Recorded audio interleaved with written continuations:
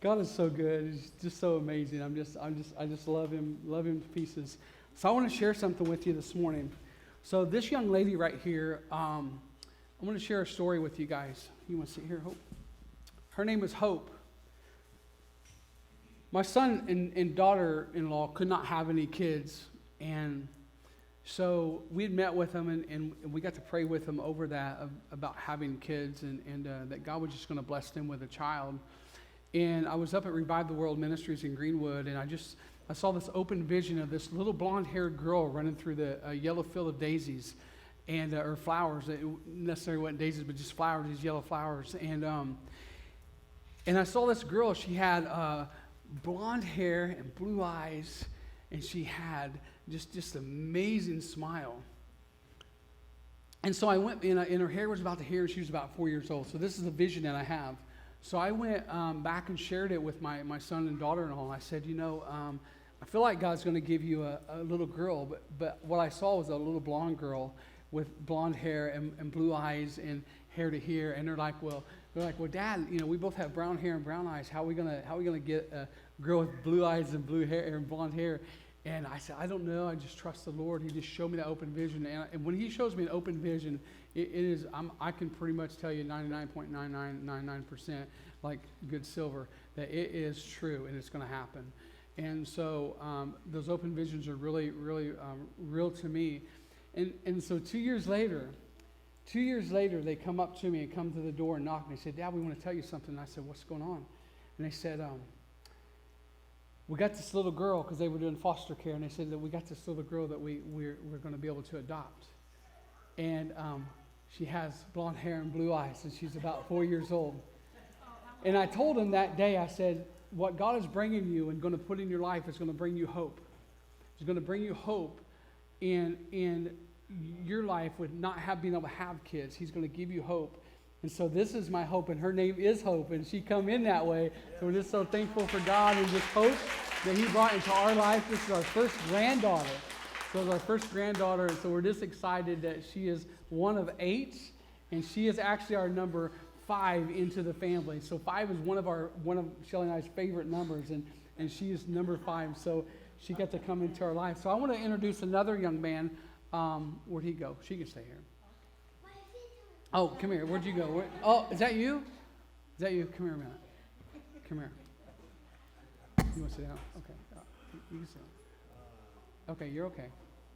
This is Elijah. Say hi, Elijah. Say hi. Hi. So this is my number 8, 7, because he's older.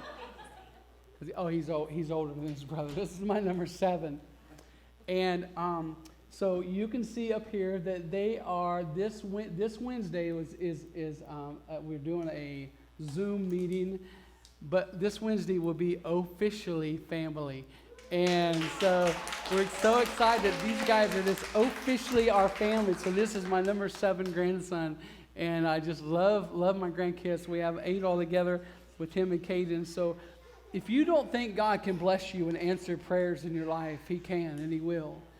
And we have another little baby in the house tonight. His name is Micah.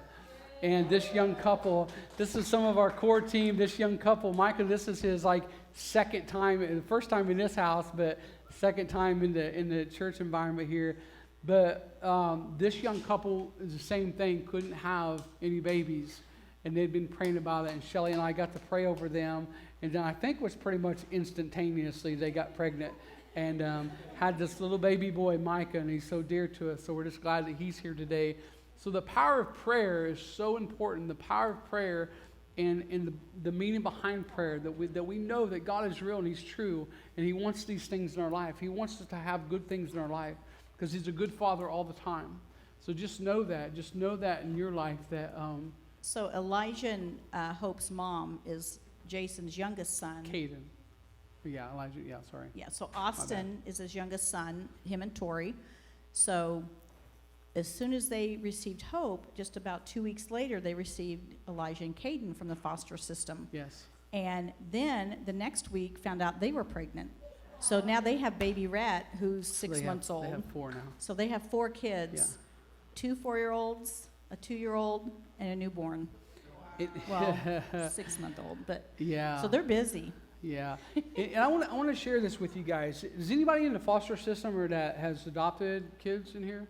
Yeah. So something that broke my heart, and so if you're not into foster care and you can get into foster care, I encourage you to try to do that. Because there's so many kids out there that need a home, and it's not that we're trying to take place of their parents or their, it's just their parents don't know who they are in Christ. They don't have a true identity.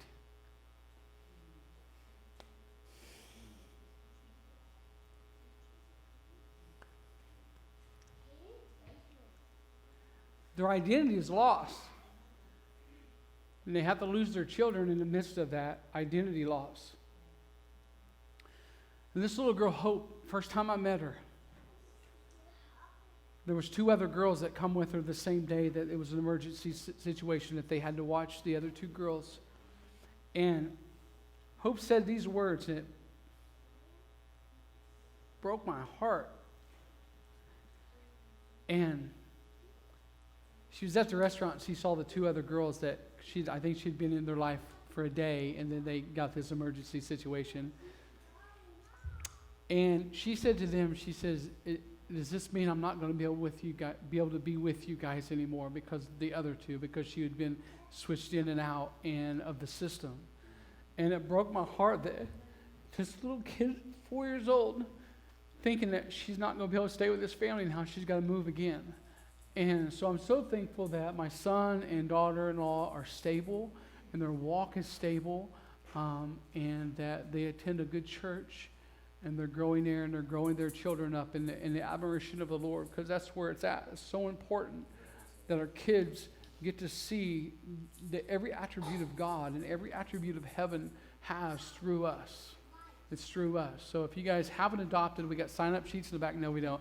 But We have but you can do it. information. You Yeah, can do it because it really is a good thing to do, is adopt a kid if you can. Shelly and I wanted to, but we really talked about it several times. And we have children over in Haiti that are part of our family in Haiti. We have a house over in Haiti. We have 2 kids that live in that house over there.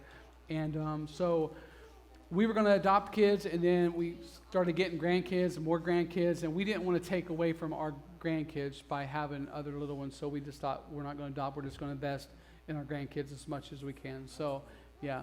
So thank you guys for coming into our lives. Yes, you're amazing.